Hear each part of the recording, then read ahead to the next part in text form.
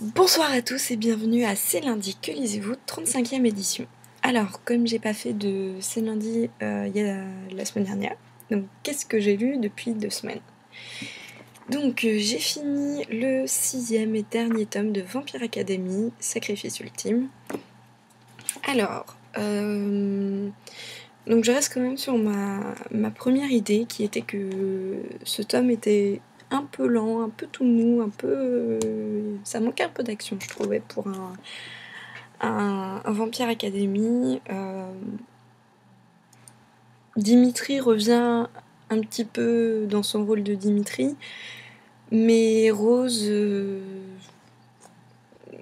en fait, comme elle est un petit peu mise de côté, bah du coup, elle est mise aussi pour nous, on va dire.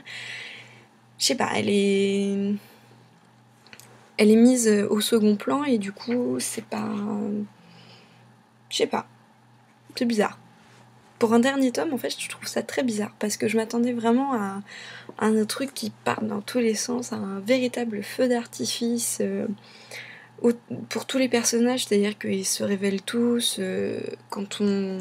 Donc attention, petit spoiler, hein, évidemment. Quand on voit par exemple les Moroi, donc il y en a certains qui veulent apprendre la magie, je m'attendais à ce que ça se soit un petit peu utilisé. Je m'attendais aussi... Bon, pour Lisa, ça va. Adrienne, je m'attendais à le voir un peu plus. Là, résultat, comme Rose est pas là, et pas avec lui, il redevient tout mou. Voilà, je trouve ça... Il y a certaines choses qui manquent un peu dans ce tome-là. Donc la fin aussi, c'est un peu tout beau tout rose. Il y a des personnages dont on n'entend plus parler à la fin. J'ai trouvé ça dommage, comme Mia par exemple. Bon, Sydney, on en sait plus du coup dans le spin-off, mais là c'est vrai j'aurais bien aimé en savoir aussi un petit peu plus sur ce qui allait advenir d'elle. Donc je sais pas. Ce que je disais aussi à Julie tout à l'heure, c'est que ce tome, on dirait en fait qu'il va y avoir une suite. C'est-à-dire qu'on finit en nous disant oui, ça y est, il se passe ça, ça et ça. Et du coup, sur chaque plan, on s'attendrait en fait à une suite, limite. Voilà. Donc, je sais pas, je suis un peu réservée du coup sur ce livre. Il est bien et en même temps, il manque certaines choses. Voilà. En plus, c'est le dernier tome, alors c'est triste. Sinon, j'ai aussi lu un petit conte pour enfants qu'on m'a envoyé. Donc, c'est Isidore, Tipéranol et les 3 lapins de Montceau-les-Mines. Donc c'est un petit conte pour enfants, vraiment. C'est pas le genre que j'ai l'habitude de lire. Là, je voulais voir un petit peu ce que ça donnait. Le conte est assez spécial. Les illustrations, je suis pas très très fan. Ça fait très enfantin en fait, mais bon, ça rentre quand même assez bien dans le contexte. Donc en fait, c'est l'histoire de 3 lapins et d'une hermine et d'un garde qui est à moitié crocodile et à moitié gorille. C'est assez original. Et donc en fait, les 3 lapins, ils sont amoureux de l'hermine et voilà, ça m'a fait un petit peu penser à Rien ne sert de courir. Il faut partir à point, on va dire, dans la formule de fin. C'est mignon, c'est gentillet. Après, je trouve que pour un conte pour enfants, c'est un conte quand même pour grand enfant, parce qu'il y a quand même certains mots qui seraient un peu compliqués pour les premiers lecteurs. Et l'histoire aussi, par moments, je pense que ça serait bien en fait de leur expliquer en même temps. Donc je conseillerais ce livre pour une lecture, mais avec les parents en fait. Voilà. Sinon, sur le petit conte en soi, bah... ouais, c'est gentil. Voilà. Je peux pas en dire plus, c'est vrai que sur une histoire courte comme ça, c'est pas facile d'avoir beaucoup d'arguments en fait. Sinon, j'ai aussi lu une BD que je m'étais achetée au salon du livre jeunesse, donc au mois de décembre. Princesse Sarah, donc ça en fait c'est ma jeunesse. Princesse Sarah, j'adorais ce dessin animé. Donc là en fait c'est le premier tome donc, de l'adaptation en BD qui est... J'ai été en fait assez surprise par quelques éléments. Par exemple, le style du dessin, il est totalement différent du style utilisé dans le dessin animé. C'est vrai que ça surprend un petit peu. Et en plus, il y a des automates dedans.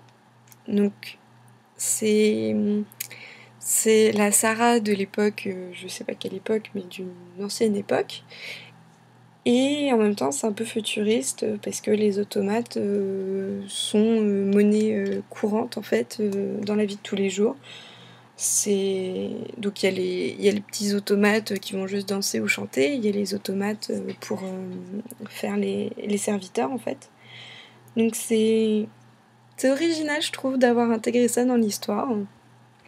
Les dessins aussi sont quand même super beaux, là ça se voit. Hop, sur la couverture. Et puis bah, l'histoire en soi, bah, c'est Princesse Sarah. Là, il y a pas grande découverte. C'est exactement ce dont je me souvenais dans le dessin animé.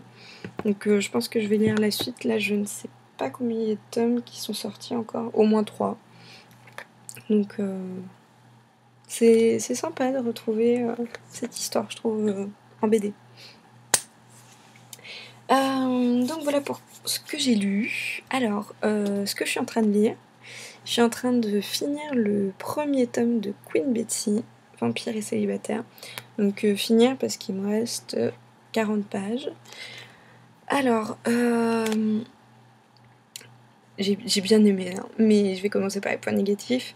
Je m'attendais pas du tout à ce style-là en fait. Je voyais vraiment...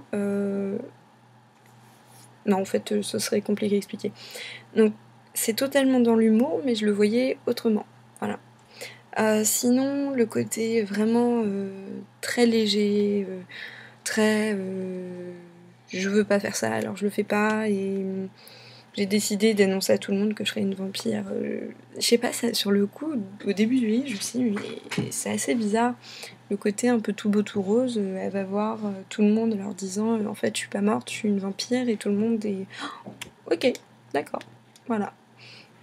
Et c'est vrai que ça surprend, mais en fait limite ça c'est expliqué à la fin du livre, donc pourquoi pas. Et sinon bon, Betty est un peu une tête de mule, mais c'est ce qui fait son charme et c'est ce qui fait que c'est un vampire hors norme et elle est assez drôle au final. Je suis pas morte de rire ou quoi, mais j'aime bien le ton utilisé en fait pour l'histoire. L'histoire en elle-même aussi. Euh, une petite vampirette, Sinclair aussi, qui, qui est pas mal dans son genre. Voilà, c'est une bonne saga, je trouve que... Je pense que je vais lire la suite. En fait, je pense que je vais le classer dans mes lectures entre deux tomes. C'est-à-dire que c'est des... C'est pas des coups de cœur, mais c'est des lectures qui sont posées, qui sont fraîches et pas prises de tête. Et je trouve que c'est assez sympa de temps en temps d'avoir ça. D'autant que là, c'est quand même sur... ça reste sur le thème du vampire, parce que d'habitude, c'est pas... Ce serait plutôt voilà, l'été où je suis devenue jolie, etc. Donc j'aime assez bien le thème, le ton et les personnages. Je vous en expliquerai un peu plus quand je l'aurai vraiment fini, parce que du coup, j'attends vraiment de voir comment cette histoire va se dénouer. Voilà. Sinon, sur ce que je vais lire ensuite, j'hésite en fait entre deux. C'est pas du tout la même chose. Donc en fait, j'hésite entre le spin-off, c'est une spin-off de La chasseuse de la nuit. Donc c'est La première goutte de sang et là c'est sur Spade et Denise. Et j'hésite sur le 3e tome du journal d'Aurélie Laflamme, donc Un été chez ma grand-mère. Donc à vous de me donner votre avis parce que j'hésite vraiment entre les deux. Ils sont tous les deux dans ma PL urgente, mais je ne sais pas lequel lire en premier. Donc j'attends vos conseils et voilà, je vais m'y attaquer rapidement. J'ai hâte autant de lire l'un comme l'autre, donc c'est vrai que là je suis totalement indécise. Et bien voilà, j'ai pas de news pour vous. Non. Et donc c'est fini pour ce C'est lundi.